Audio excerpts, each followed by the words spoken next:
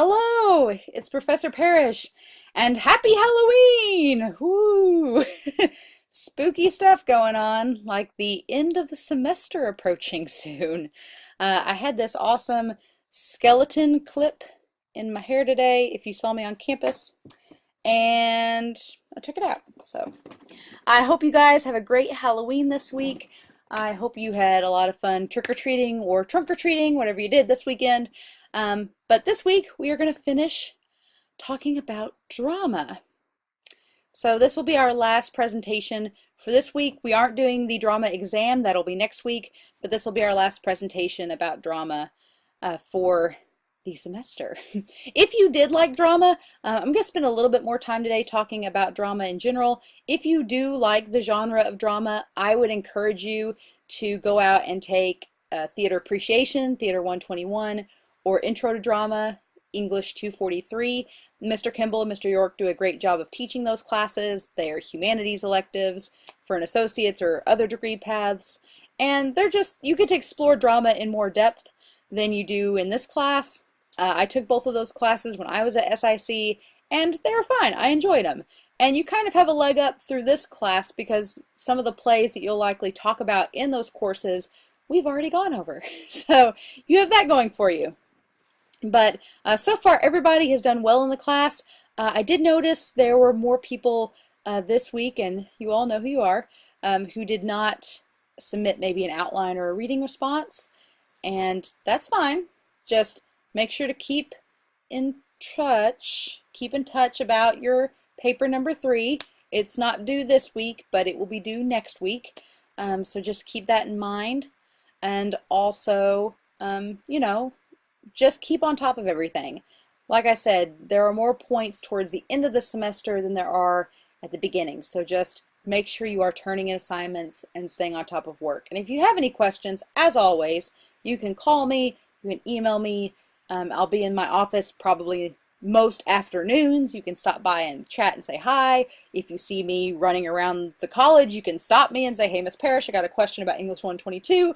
I'd probably be glad to see you because since we're online, I don't know how most of you look face to face. I've seen some of you that are in high school out at the high school, so it's good to connect a face to a name. But we are in the last chapter of drama. Exciting things.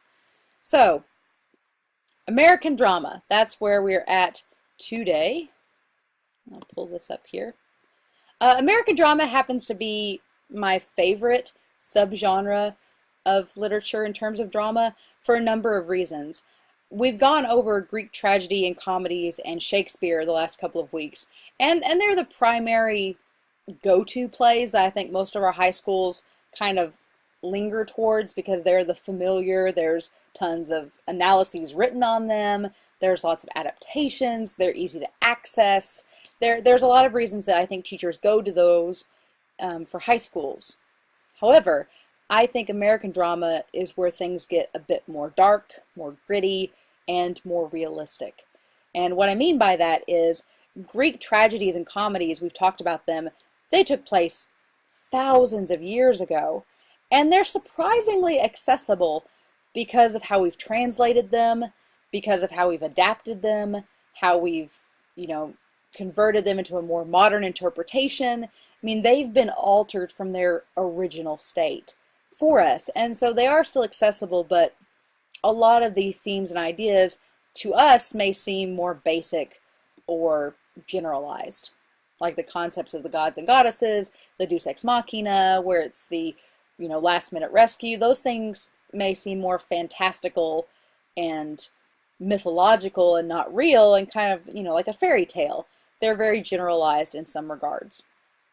And then Shakespeare is often presented in his untempered, purest form because that's the art of it. Shakespeare's writing is very much a poetic construction that needs to be viewed in its original state. Although I will say, if you do get a chance to go through your library or Barnes & Noble, I would highly recommend, and this will sound silly, but if you have a hard time interpreting Shakespeare or understanding it, Barnes & Noble or your local library, they have Shakespeare for Dummies. It's the, Made for Dummies series, but it's Shakespeare, And I actually think it's neat because it'll be like a piece of paper like this, and on one side is the pure original Shakespeare text, and on the other side is a modern translation. Because if you think about it, Shakespeare, his plays are late 1400s. So, 500-year-old plays. There has been changes throughout language. You're talking like late Middle English to modern English. I mean, there's words we don't use in there. And Shakespeare was not out to be timeless. Shakespeare is very much a man of his time in let me make some money and notoriety with my plays. But he wasn't, I can't imagine Shakespeare in the back of his mind was thinking 500 years, half a century later, people will still be reading my work. I don't honestly think he thought that. I think he wanted to appeal to the masses of his area, and that's why in his work we get a lot of notable historical figures or parodies of, because he couldn't directly, challenge the monarchy, so he kind of made his figures similar to the political climate of the times. But he used a lot of language and jargon that is very specific to that area of Europe. He was very much interested in appealing to the locals and the wealthy of that area and time. So when you read Shakespeare in its original translation, there are a lot of inside jokes and things that to us don't make any sense. We're like, well, I wasn't there. I don't know who he's talking about. So it is nice to have this For Dummies version that will break it down for you while you're reading. So you still get to appreciate the art form that Shakespeare has created in the original text, but at the same time you can look side by side and say, okay, this is what he's actually talking about. I can understand this. I appreciate this magnificent, artistic, poetic screenplay he's created, but I can also appreciate the historical context, what these words mean, who this figure is, who they're making fun of, or drawing inspiration from. It's a very helpful interpretation. So if you're interested in Shakespeare, but you're just not able to really grasp it, and I totally understand that, I would absolutely recommend getting the Shakespeare for Dummies. They have like Hamlet for Dummies, Taming of the Shrew for Dummies, which I like Taming of the Shrew. If you don't know what Taming of the Shrew is, it is Shakespeare's play that was later adapted in the 1990s into the movie 10 Things I Hate About You with Heath Ledger and Julia Stiles. So, fun fact of the day, right? But anyway, so Shakespeare, though, like I said, he was appealing to the masses. He definitely wanted people to be able to access his plays, so his plays were run at both for expensive audiences and also would have performances that were for more of the locals, people just to come and watch if they couldn't afford it. But for a while, from Shakespeare's time up until around the early 20th century, plays were very much a luxury. You would see, we know about President Lincoln's assassination was in a theater. So presidents, royalty, people of wealth and power, theater was an escapism for them, but also was like a treat, a luxury that the poor commoners couldn't necessarily afford or have access to all of the time. And so because of this, most of Shakespeare's plays are about kings and queens, they're about royalty, or people of wealth and upper status, because that was his audience. That's who he was writing to. He wanted to create characters that appealed to them. In contrast, Greek tragedies and comedies were about these big mythological gods and goddesses and larger-than-life creations, because that's what people wanted to hear about. They wanted folk tale and fairy tales and mythology that connected to their beliefs. So that makes sense, right?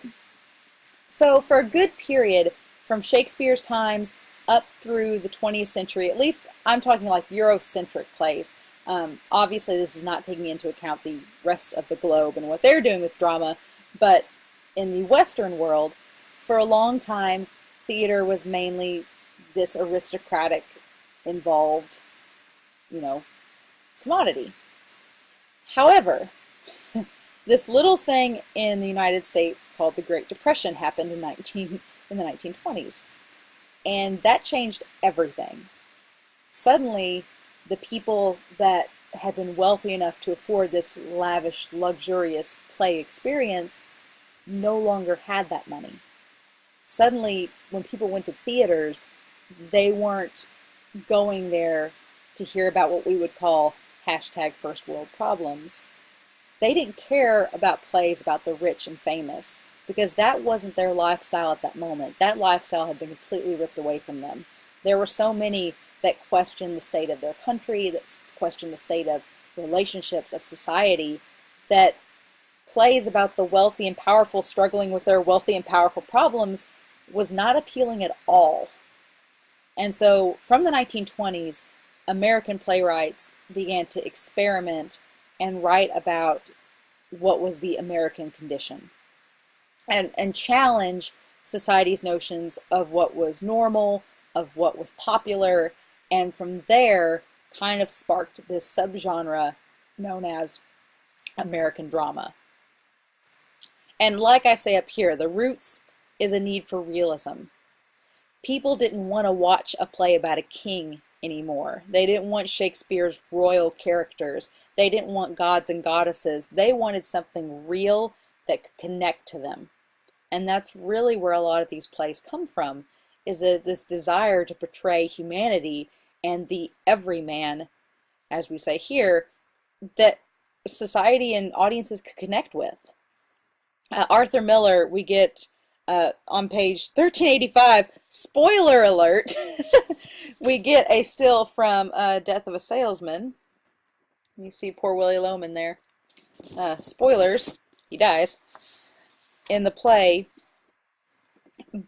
But Willie Loman, the character of Arthur Miller's Death of a Salesman, and I know some of you are doing your paper on this play, Willie Loman is not a Greek god. He's not royalty. He's just an everyday guy that is trying to accomplish the American dream, or what he believes is the American dream. And so we find out through plays, through American drama, that the concept of what defines us as a society, as people, is called into question and makes us think about, why do we believe the things that we believe? Willie Loman's character has been led to believe that if you do A, B, and C, you're going to accomplish the American dream and be wealthy and successful.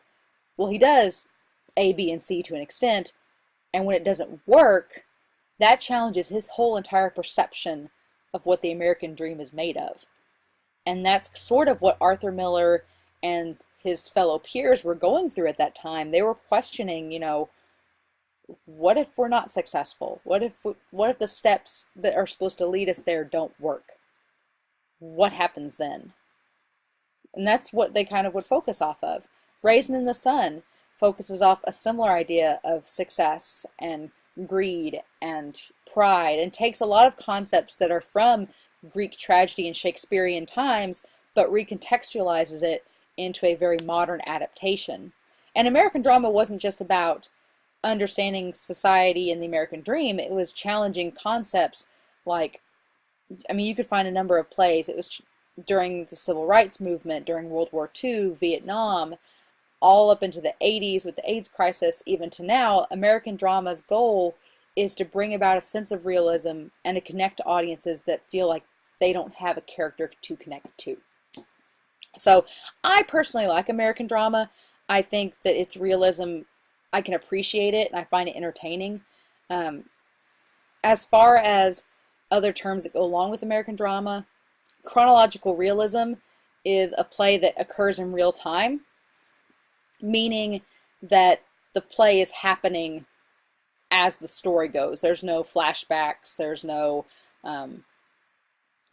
once upon a time. It's here we are. Here's what's happening. If you've ever seen the movie Birdman, it's awesome. It's weird. We actually used to watch it in this class in the summer because we wouldn't have time to read a play. So we'd watch Birdman and kind of do an analysis of it. It's a little harder for an online class to watch a video because not everybody has access to it, and there's all sorts of hoops to jump through. One day I'll just get us all Netflix and solve the problem. But in any case, Birdman, the movie, is in chronological realism, where everything is happening in real time, and the flashbacks are even in real time, where time is still moving forward even as the flashback is happening. The character is remembering something from the past, and having a flashback, but the rest of the play is still chugging along. Time doesn't stop for us to go back and look back into the character's past. Death of a Salesman functions in a similar regard. Death of a Salesman and Raisin in the Sun are the two plays highlighted in this chapter. Both are excellent. Like I said, Death of a Salesman is Willy Loman coming to grips with the American dream and whether or not it's feasible, and Raisin in the Sun is coming to terms with consequences of our actions that have an impact not only amongst ourselves, but everyone around us, and it is fantastic too. So I know some of you are doing papers on both of those plays. Kudos. Even if your paper is not about Raisin in the Sun or Death of a Salesman, I would encourage you to at least skim through it, skim through a couple pages, and just kind of see what I'm talking about in terms of the realism, and just see if you notice that within the dialogue. So I think you'll find it interesting. And then the other chapter we're looking at is chapter 30 on comedy. And yeah, there's some very interesting context with comedy. The three main terms we get through comedy, and this is looking at modern comedy, not Greek comedy or Shakespearean comedy, which both were, we didn't really talk much about that. Greek comedy and Shakespearean comedy were very vulgar, and it's funny because we like to think that, oh, well, back thousands of years ago, people were more conservative and quiet, but no, not at all. You can go back and look at a Greek comedy, and it is raunchy. It is just really vulgar. There's no filtering at all, and even Shakespearean comedy can be a bit vulgar at times.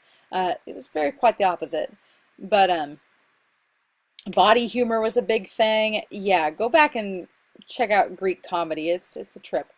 But anyway, for the sake of our exam on drama and for the sake of our class, there are three types of comedy that pop up through modern American plays and other cultures as well. The first is satire. Satire is probably the most, I would call, quote-unquote, highbrow, meaning that it's the most dry, sarcastic, and kind of upper crust of comedy. It's, when you talk about highbrow and lowbrow art, highbrow is like for the sophisticated comedy, and lowbrow is like body humor, like farting. It's probably the best explanation I got. But anyway, satire is a battle against hypocrisy, callousness, and stinginess. I always think of really quote-unquote smart comedies. So like the Coen brothers, they do Burn After Reading, Fargo, those shows where things are really dry and clever, but they're not like, oh, a guy walked in an elevator and farted. It's something that has a lot of connections and roots to other things that make it funny. And it's commenting on society, satire is. It's commenting on society in a serious way. So you could think of satire as almost serious comedy. Parody, on the other hand, parody is similar to satire in that it's sarcastic and dry, but parody is a little bit more visceral. It's a little more obvious that you're making fun of something. Monty Python can almost be farce sometimes, but when Monty Python's being smart, it's parody. Twin Peaks, if you've ever watched that show from the 90s, I love Twin Peaks. It is a parody of sitcoms. It is actually a horror suspense thriller series disguised as a soap opera. It's making fun of soap operas and sitcoms, and yeah, it's fantastic. And Between Two Ferns with Zach Galifianakis. Do you guys remember when that was online on Adult Swim a couple years ago? I don't know if it's still on or not. But he basically was doing a parody of a talk show where he'd sit down and talk to famous celebrities, but ask really dumb questions and like the worst interview questions ever. That's a parody because it's making fun of something, but it's not being vulgar, over the top, or silly. It's just being like kind of on the nose.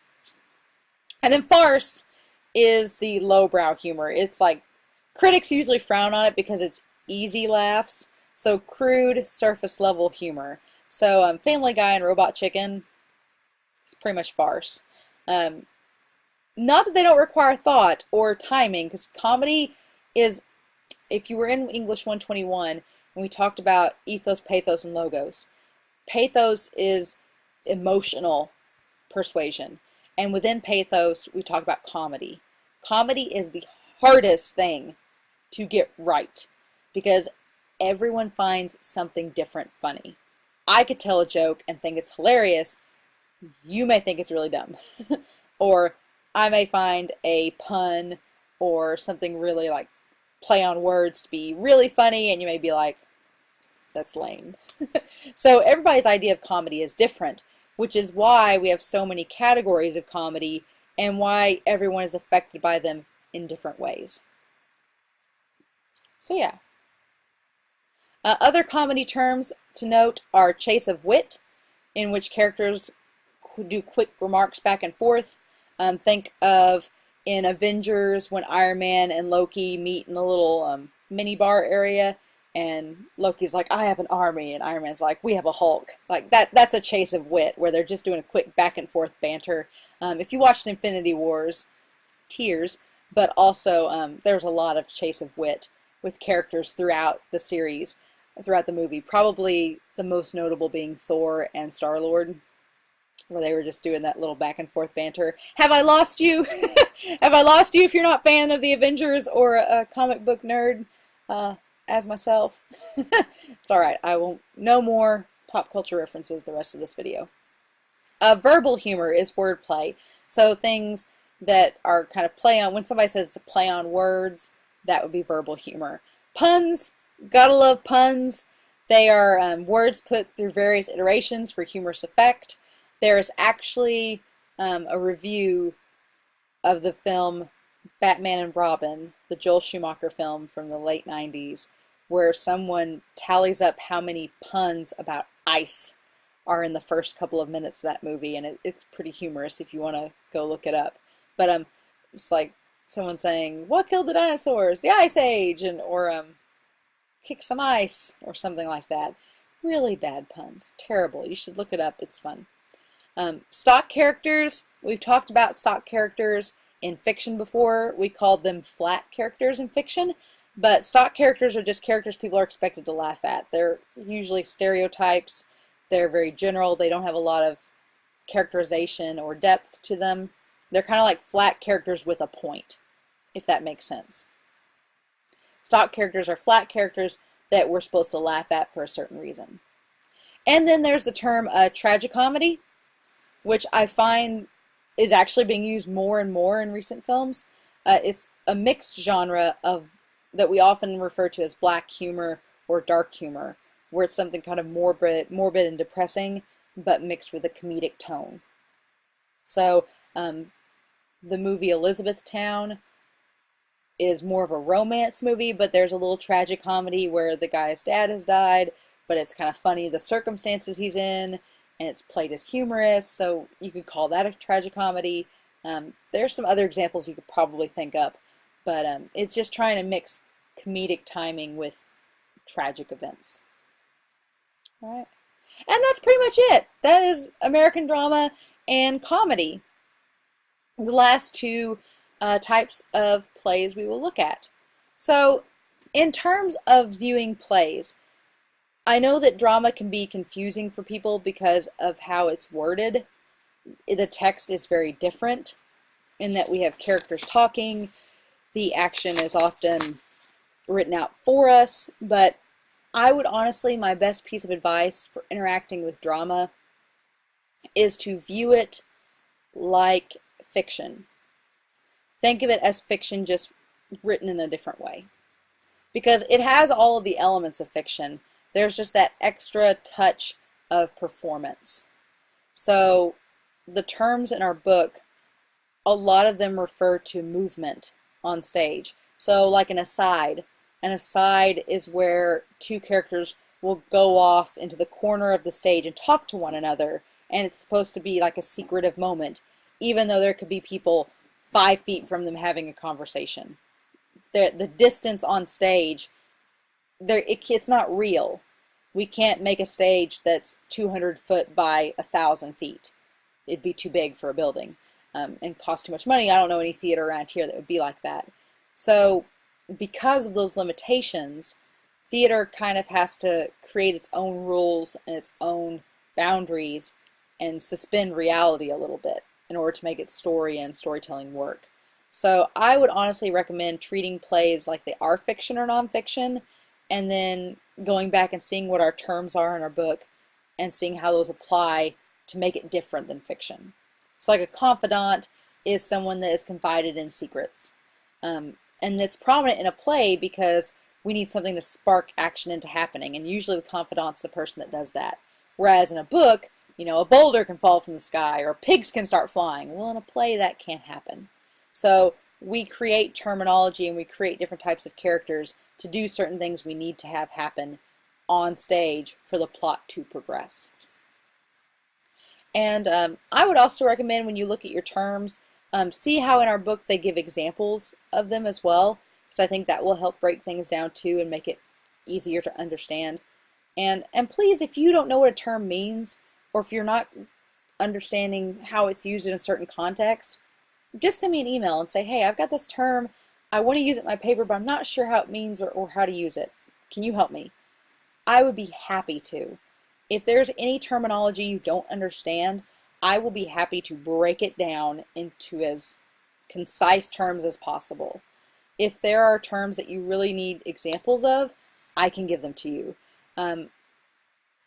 I've had some students ask me in the past, they're like, I just don't understand this. I'm like, well, the first thing to do is to let me know what specifically do you not understand. And don't just say everything, because that's like a Pandora's box. Like, pick out a specific example to give me, and I will happily break it down for you. All right? But I honestly think if you view drama like fiction, just written in a different way, it will make things so much easier to kind of dissect and pick apart the elements from. Okay? So as far as next week goes, you do have a couple of assignments, our discussion forum obviously, and then our MLA review. Remember when I said we were going to start using MLA again? It's that time.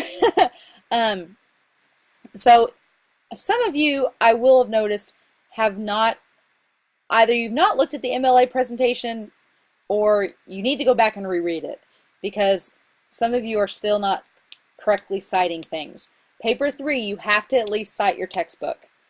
And there is in the MLA citation presentation a complete slide on how to cite books. It's all there.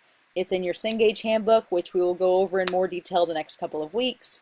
And there's also my video where I explain and break down how to cite things in proper MLA format. So please don't use citation generators. I know sometimes they're tempting because you're like, I'll just plug in my info and it'll spit me out a citation. Well, sometimes those citation generators are updated, sometimes they are not. So you've got to be careful of that. Also, make sure that you are, double checking your citations. Look back over the book, look back over the slideshow, just make sure everything looks right, okay? And you can email me questions about that too. I'm fine with that. But in any case, just do your best these next couple of weeks. Make sure you're doing all of the assignments, turning them all in on time. And if you have questions, please let me know. All right? I hope you have a great Halloween and a great start to November, and I will talk to you all very soon.